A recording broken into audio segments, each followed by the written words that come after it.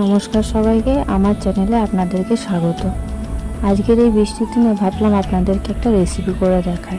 চলুন দেখে নিই। যদি ভিডিওটি ভালো লাগে তাহলে একটা লাইক করে চ্যানেলটিকে সাবস্ক্রাইব করে আমার পাশে থাকবেন।